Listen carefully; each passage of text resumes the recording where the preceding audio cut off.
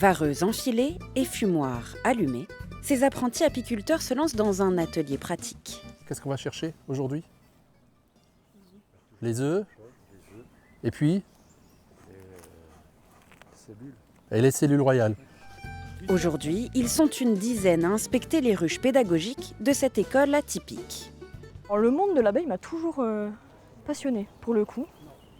Comment le miel était fait et quel bienfait ça avait et surtout du coup le découvrir tout en protégeant l'espèce qui est déjà assez menacée. Ah, est-ce que vous pouvez nous redire pourquoi il faut vérifier chaque semaine la ponte? Pour voir si la reine est encore en vie? Ouais. Des stages organisés par les apiculteurs de la vallée de la Fensch qui durent de mars à août. Les stagiaires ont déjà passé l'étape de la théorie. Maintenant, il faut mettre la main à la ruche. Tous les samedis après-midi, on se retrouve pour faire que de la pratique.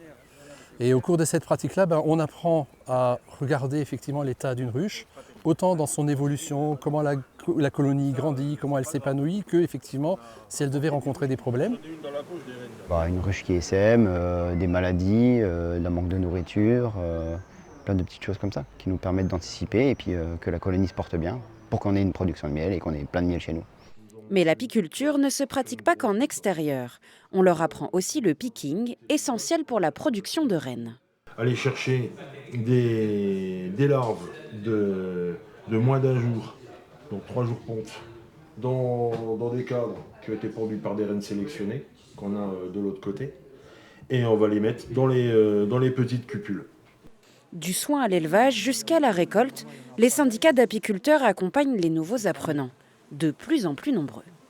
C'est pas inné de faire de l'apiculture. L'apiculture, c'est vraiment une pratique qu'il faut apprendre. On travaille avec du vivant, il faut respecter le vivant. Surtout, il ne faut pas faire n'importe quoi. Et c'est déjà notre première démarche, donc la première approche de l'apiculteur vis-à-vis de l'abeille. Et après, l'exploitation de la ruche, tout en respectant l'abeille et la nature et les bonnes pratiques. Une dizaine de ruchers écoles existent en Moselle pour accompagner l'engouement autour de l'abeille. C'est magnifique.